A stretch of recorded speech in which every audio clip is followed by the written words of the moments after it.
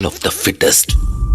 ये सिर्फ एक कही सुनी बात नहीं है, नेचर का सबसे बड़ा नियम है ये।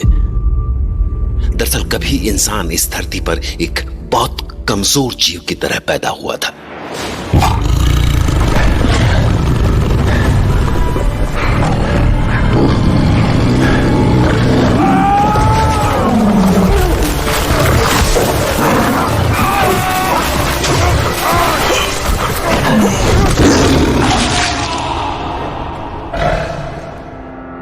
पर अपने सामने खड़े ताकतवर जानवरों से मुकाबले के लिए उसके पास एक सबसे बड़ा हथियार था, उसका दिमाग, जिसके दम पर वो आज इस धरती पर सबसे ताकतवर जीव बन चुका है।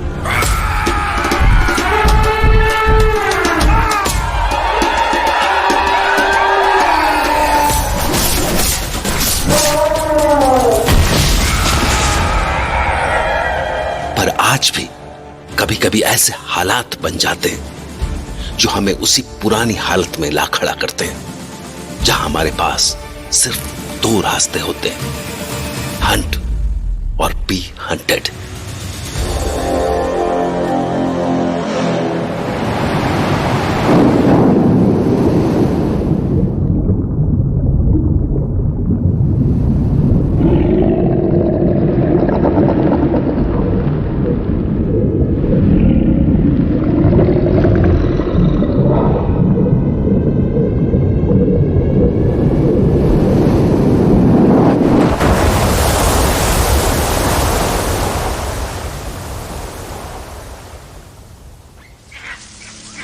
राजीव, चल के ऊपर वाले डेक में बैठे क्या?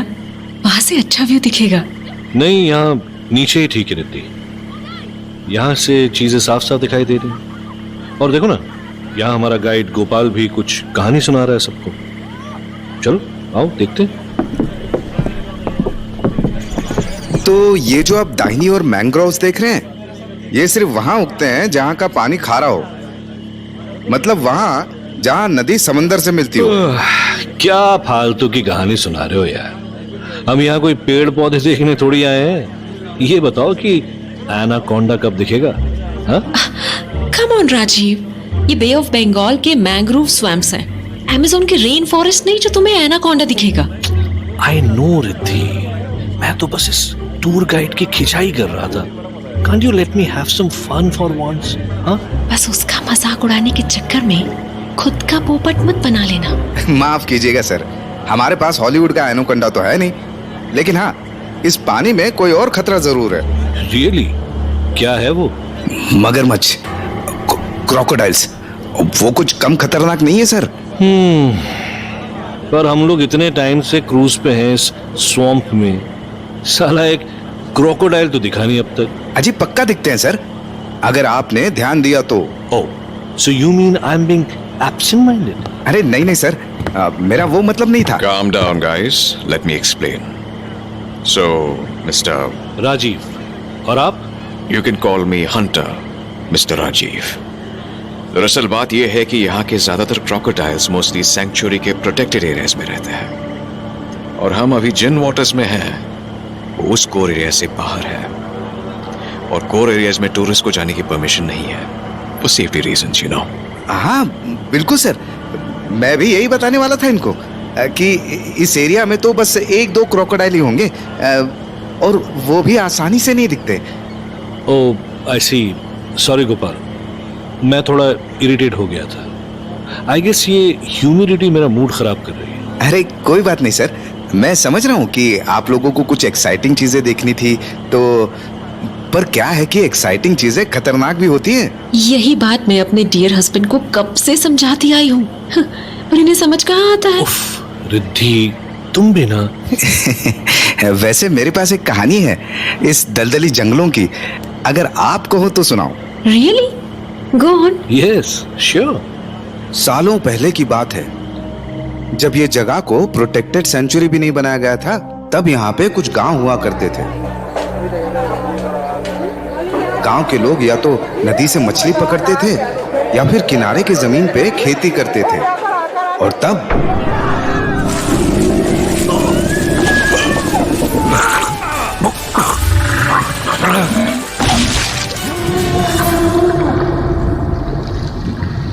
और तब अक्सर उनकी यहाँ के मगरमच्छों से जानलेवा मुठभेड़ होती रहती थी। It's dangerous. हाँ बिल्कुल सर। तो एक बार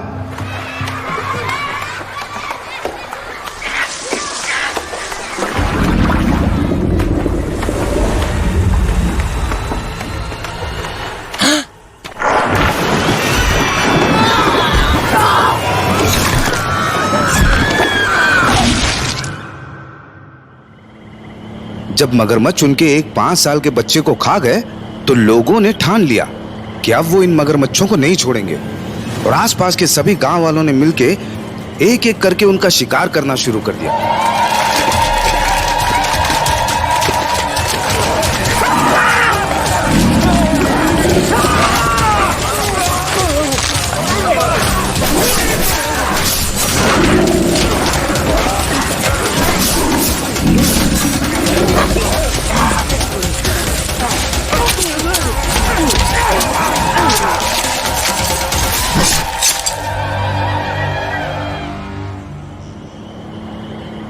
मतलब हाल तो ये हो गया कि इन रिवर क्रोकोडाइल की नस्ल ही खत्म होने पे आ गई। फिर क्या हुआ? फिर गौरी आई।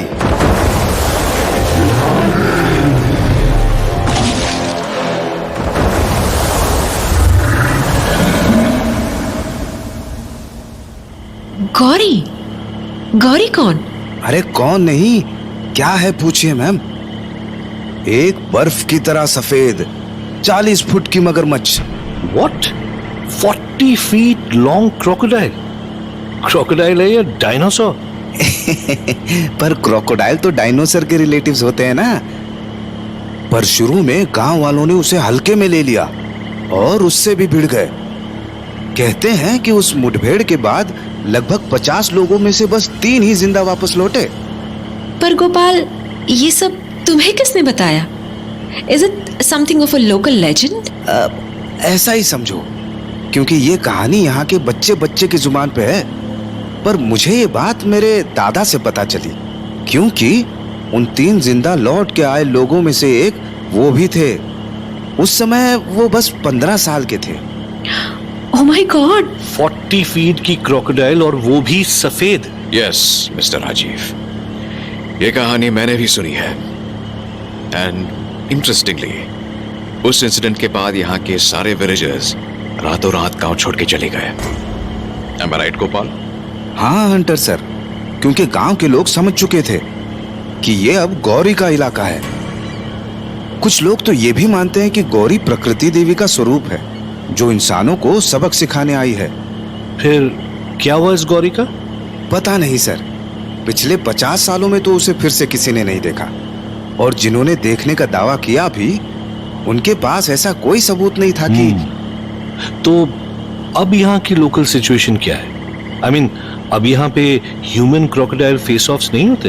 पहले जैसे तो नहीं, लेकिन हाँ अभी भी 1-2 हादसे होते रहते हैं। गवर्नमेंट ने कोर रीजन के इर्द गिर्द एक केज टाइप बाउंड्री सी बना के रखी है, ताकि वहां के मगरमच्छ बाहर ना आ पाए। पर उस बाउंड्री में कुछ जगह पे छेद हो गए हैं, तो छोटे क्रॉक्स तो बाहर आ जाते हैं वहां से निकल के, और वही बड़े होकर आदमखोर बन जाते हैं। अरे कुछ नहीं सर, ऐसे ही छोटा मोटा मगर था वो। That's terrible. असल में सबसे ज्यादा खतरा तो फ्लड के सीजन में होता है, क्योंकि तब ये सारा इलाका पानी से भर जाता है। तो कोर रीजन के क्रोकोडाइल आराम से केज के ऊपर से तैर के बाहर आ जाते हैं। इसीलिए उस टाइम टूरिस्ट का आना भी बंद कर दिया जाता है। तो फिर हमें फ्लड के टाइम आना चाहिए था, क्यों रिद्धि? हाँ, तब तुम्हें मगरमच्छों से कुश्ती करने को मिल जाता ना। बट गोपाल, क्या तुम रियली इस गौरी की बरसों पुरानी कहानियों पर बिलीव करते हो? राजीव सर, मैं तो बस इतना मानता हूँ कि कोई भी जानवर हो, चाहे बड़ा हो या छोटा, जब उसे लगे कि खतरा उसकी जान पर बना आया है, तो खतरनाक तो हो जाता है। Well, thank you for the story. You are welcome sir. I am sure mister Rajeev is really wishing कि उन्हें गौरी की एक झलक मिल जाए। You got that right, Mr. Hunter. वैसे आप काफी नॉलेजेबल लग रहे हैं यहाँ के लोकल लेजेंड्स और एनिमल्स के बारे में. How come? Actually mister Rajeev, I'm a freelance blogger and wildlife photographer. तो मैं दुनिया भर की रिवर और स्वैम्प फॉरेस्ट विजिट कर चुका हूँ, पर पता नहीं क्यों यहाँ का पानी मुझे बार बार खींच ले आता है. Wildlife photographer. That's really cool. Thank you, Riddhi. You don't mind if I call you Riddhi, right? Oh, not at all. Not at all. Yeah. No issues, Mr. Hunter. चलिए फिर आप लोग मुझे इजाजत दें. मैं वहां पे जो कॉलेज गैंग है उनको संभालता हूँ. वो कुछ ज्यादा ही मस्ती कर रहे हैं. फिर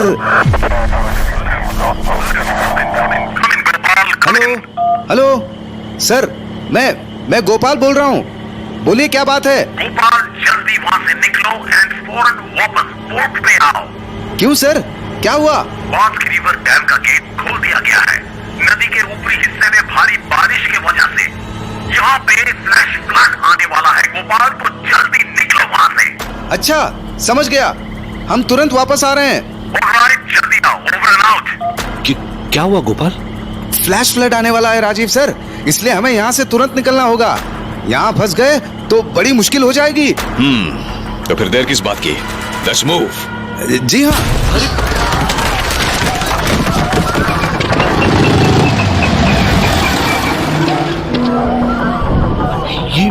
ये क्या था? रिद्धि, तुम ठीक हो ना? I'm fine. ये अचानक से क्या हुआ? I'm not the only one to fall down. Damn it. ऐसा लगा कि किसी ने अचानक से बोट पे ब्रेक लगा दी.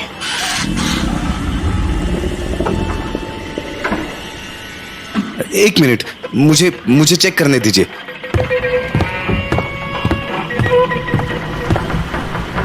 अरे नहीं, लगता है कि बोट का प्रोपेलर किसी चीज में फंस गया है.